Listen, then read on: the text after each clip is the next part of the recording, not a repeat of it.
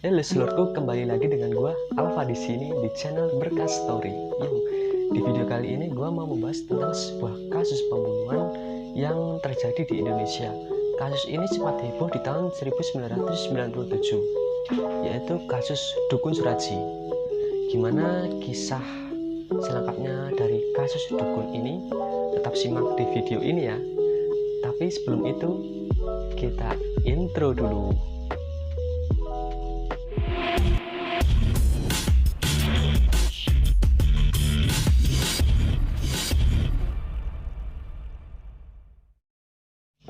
Kasus Dukun Suraji sempat heboh di tahun 1997.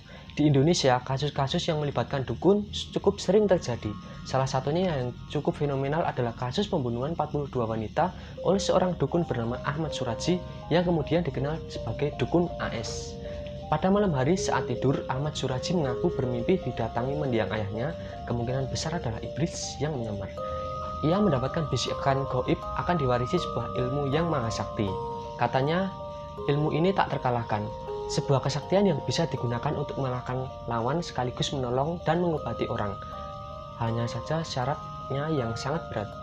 Supaya bisa menguasai ilmu kesaktian secara sempurna, Suraji harus menumbalkan sebanyak 72 nyawa wanita. Salah satu prosedur wajibnya adalah dengan menghisap air liur mereka. Di sini Suraji bimbang. Namun, hasrat memiliki ilmu yang begitu mandraguna, begitu menggelora, apalagi ilmu ini dianggap mampu menolong orang. Dalam batinnya akhirnya muncul kesimpulan, tak ada salahnya mengorbankan sejumlah nyawa untuk kebaikan yang lebih besar. Akhirnya waktu berlalu. Pada tahun 1997, masyarakat Indonesia dibuat geger. Di sebuah ladang tebu di Dusun Aman Damai, Kecamatan Sunggal, Kabupaten Deli Serdang, Sumatera Utara, polisi menemukan sebanyak 42 jasad yang sebagian besar sudah menjadi tengkorak. Semuanya wanita telanjang berumur 13-27 tahun. Sosok Dukun Suraji. Suraji ternyata seorang pria tamatan SD, pria kurus dan jangkung. Sama sekali tidak ada pancaran karisma, layaknya tokoh ataupun dukun terkenal. Lahir pada 10 Januari 1949, Ahmad Suraji merupakan anak pertama dari dua bersaudara pasangan Jogan dan Sartik. Dia terlahir dengan nama Sagimin. Sang bapak meninggal saat dia berumur 7 bulan. Di lingkungan tempatnya bermukim, dia lebih dikenal dengan nama Nasib Kelewang. Pasalnya saat kecil Suraji pernah terjebur sumur. Saat itu saya panggil Nasib karena berhasil selamat, ujar Sartik saat diwawancari tabloid Nova pada tahun 1998. Sementara nama Kelewang didapat karena dia sering mencuri lembu dan membawa kemana-mana serta membawa kelewang. Sejak umur 12 tahun, kata Sartik, Suraji keranjingan mempelajari ilmu perdukunan. Dia belajar dari buku-buku peninggalan mendiang bapaknya yang berprofesi sebagai dukun. Saat berumur 27 tahun, Nasib menikahi wanita asal Pekanbaru bernama Tumini. Usai menikah, Nasib berganti nama menjadi Ahmad Suraji. Harapannya, nama baru tersebut bisa membawa berkah dan kehidupan yang lebih baik untuknya. Hingga pada suatu hari, Sartik dikagetkan dengan keinginan anaknya untuk menikah lagi. Alasannya dia ingin memiliki anak wanita, sementara Tumini hanya bisa memberikan 4 anak laki-laki. Sartik sebenarnya setuju, namun ia syok saat mengetahui bahwa wanita yang hendak ia nikahi adalah adik iparnya sendiri, alias adik kandung dari si Tumini. Bahkan Suraji tidak hanya menikahi satu adik Tumini, namun 2 adiknya, yakni Tuminah dan Ngatiyah. Wow, playboy. Semua orang tahu bahwa itu perbuatan tidak benar, keluh Sartik. Suraji tidak peduli, ia bahkan mengajak 3 wanita bersaudara itu tinggal satu atap.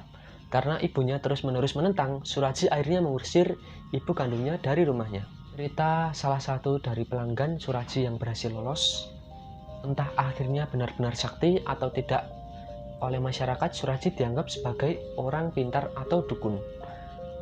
Panggilan datuk akhirnya disematkan kepadanya. Tidak sedikit orang yang mendatangi rumah Suraji untuk memintai pertolongan. Baik berobat karena sakit, pasang susu agar terlihat cantik, memikat suami agar tidak tergoda wanita lain, atau hal-hal takhayul lainnya. Wow, primitif. Sebut saja namanya Yanti, seperti dituliskan dalam buku The Bastard Legacy, warisan legendaris para berdebah karya Jonathan. Ia merupakan salah satu korban Suraji yang berhasil melarikan diri. Pada suatu hari, Yanti bertemu temannya yang terlihat cantik dan segar. Sang teman bercerita, dia merasa lebih percaya diri setelah mendapat bantuan dari seorang dukun sakti bernama Ahmad Suraji atau Dukun AS.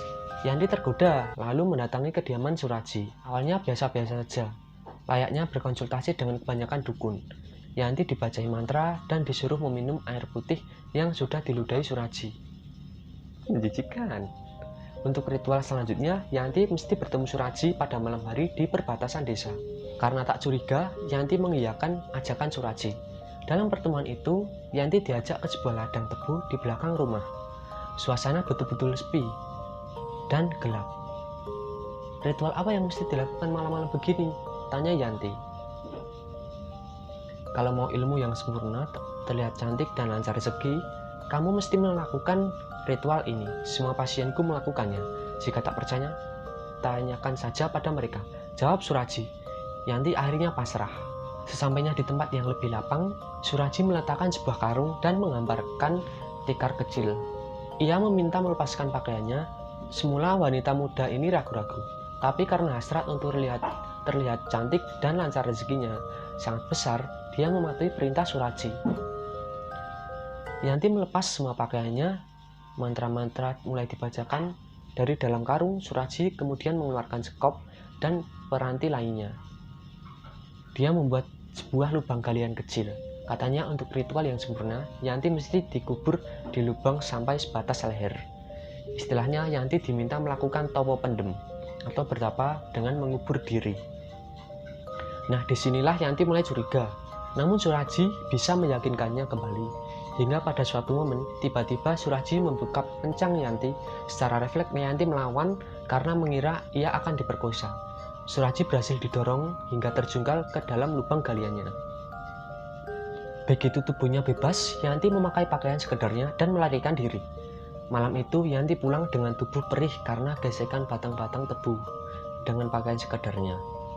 Meski begitu, Yanti tidak menceritakan kasus ini kepada siapapun karena menganggapnya sebagai sebuah aib.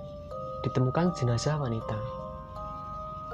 Pada tanggal 27 April 1997, Dusun Aman Damai dilanda kehebohan. Seorang pemuda menemukan sesosok mayat wanita tanpa busana di ladang tebu. Warga pun berbondong-bondong untuk membongkarnya. Suasana bertambah panas ketika muncul kabar seorang warga yang bernama Sri Kemala Dewi berumur 21 tahun sudah menghilang selama 3 hari. Mereka takut mayat yang ditemukan tersebut adalah Dewi. Ternyata mayat tersebut benar-benar milik Dewi. Aparat kepolisian dari Mapolsek Sunggal bertindak cepat. Setelah diselidiki, sebelum menghilang, Dewi dikabarkan sempat bertengkar dengan suaminya bernama Tumin. Bahkan mereka telah pisah ranjang. Orang tua Dewi akhirnya yakin bahwa Tuminlah pelaku dari pembunuhan tersebut. Untuk keperluan penyelidikan, maka suami Dewi ditahan. Pihak kepolisian tidak mau terburu nafsu menetapkan Tumin sebagai tersangka, apalagi berdasarkan penyelidikan lanjutan. Beberapa tahun sebelumnya juga pernah ditemukan mayat wanita di ladang tebu. Kasus tersebut terpaksa dihentikan karena kekurangan bukti. Hingga pada suatu kesempatan, polisi menemukan secercah bukti baru. Seorang warga kampung yang bernama Andreas pada hari menghilangnya Dewi mengaku pernah mengantarkannya ke rumah Suraji untuk berkonsultasi. Polisi menindaklanjuti laporan tersebut. Mereka mendatangi rumah Suraji. Pria yang akrab dipanggil Datuk itu akhirnya mengakui Dewi memang pernah datang ke rumahnya. Namun selepas maghrib, Dewi pulang ke rumahnya sendiri. Penyelidikan terpaksa dihentikan karena tak cukup bukti. Polisi tak menyerah, mereka mendalami sejumlah laporan orang hilang dalam beberapa tahun terakhir. Ternyata dari sekian banyak orang yang dilaporkan hilang, terdapat satu benang merah, yaitu kebanyakan dari mereka merupakan pasien Suraji. Atas dasar informasi tambahan itu, polisi lalu menggeledah rumah sang dukun. Di sana ditemukan sejumlah pakaian dan perhiasan wanita, salah satunya milik Dewi. Suraji beserta ketiga istrinya pun ditangkap. Lewat proses interogasi yang panjang, akhirnya muncul pengakuan dari mulut Suraji. Ia mengaku membunuh Dewi. Polisi terus mendesak pelaku. Jika semula hanya mengaku membunuh Dewi, Suraji mengaku telah membunuh 16 wanita. Hingga kemudian mengaku lagi menjadi 42 wanita. Perbuatan itu ia lakoni demi mendapatkan ilmu sakti. Bisikan gaib yang diterimanya lewat mimpi memerintahkannya untuk membunuh 72 wanita plus menghirup air liurnya. Pembunuhan berantai ini dilakukan dari tahun 1986 hingga 1997. Dalam melakukan aksi biadabnya itu, Suraji dibantu oleh istrinya. Namun tidak semua istrinya ikut membantu. Hanya istri tertua saja yang ikut, yakni Tumini. Berdasarkan pengakuan itu, dua istri Suraji, yakni Tuminah dan Ngatiyah, diperbolehkan pulang. Sementara Tumini mengikuti jejak suaminya mendekam di tahanan. Membantah tuduhan Suraji disidangkan di Pengadilan Negeri Lubuk Pakam, Sumatera Utara pada 22 Desember 1997. Masyarakat berbondong-bondong menonton jalannya sidang. Saking banyaknya pengunjung, pihak Pemda Deli Serdang sampai menyiapkan tenda besar serta 4 televisi monitor bagi pengunjung yang tak kebagian tempat di dalam sidang. Polisi juga menyiapkan 4 peleton untuk mengamankan jalannya sidang. Menurut Kadispen Polda Sumut, Letkol Dr. Andes Amrin Karim, pihaknya juga menyiapkan petugas dengan pakaian preman untuk berjaga-jaga jika ada anggota masyarakat yang emosi pada Suraji. Untunglah kekhawatiran itu tak terjadi. Kebanyakan pengunjung sidang yang jumlahnya mencapai ratusan orang itu bukan berniat untuk menyimak sidang, melainkan hanya sekedar untuk melihat tambang datuk. Saya sih penasaran saja, kayak apa sih? Ucap salah satu pengunjung sidang.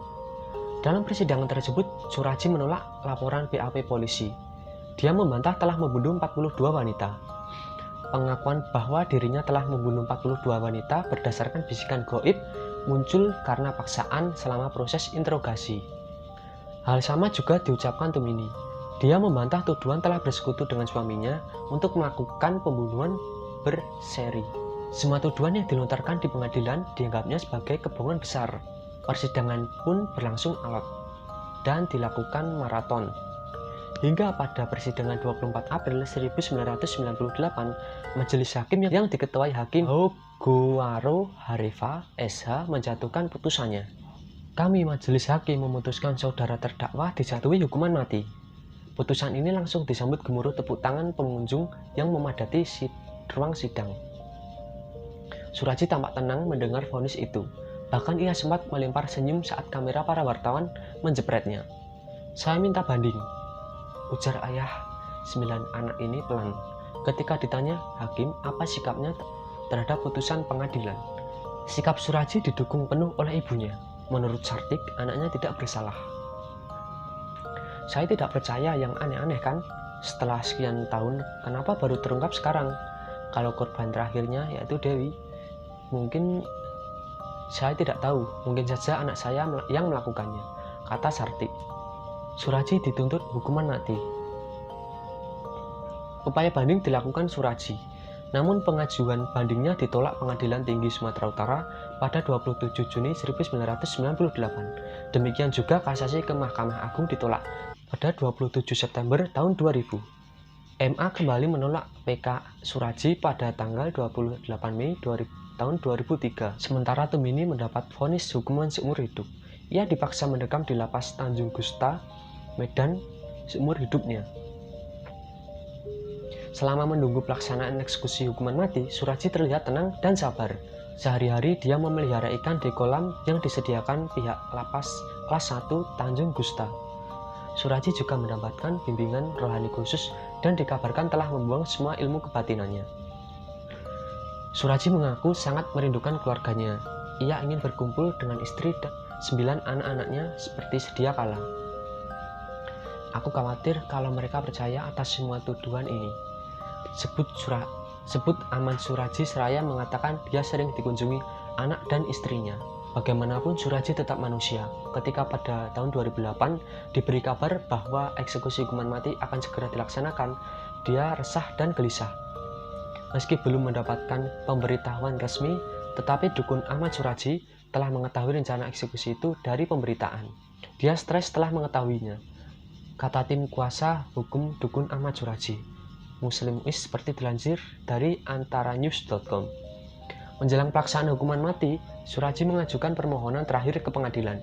Dia minta diberi kesempatan 1 kali untuk bertemu dan bermesraan dengan istri tertuanya yaitu Tumini. Permintaan ini dikabulkan. Pada tanggal 10 Juli tahun 2008, eksekusi hukuman mati dilakukan. Sekitar pukul 10 malam, Suraji dihadapkan di depan 12 orang anggota regu tembak dan dilakukanlah eksekusi mati. Sekian rangkuman dari kasus dukun Ahmad Suraji yang telah membunuh 42 orang wanita sebagai tumbal kesaktian. Jika ada kurangnya, gua mohon maaf ya seluruh, dan kalian bisa lengkapi di kolom komentar di bawah. Jangan lupa subscribe, like, serta share video ini untuk mendukung channel gua untuk menyajikan video yang lebih baik ke depannya buat kalian. Matur nuwun.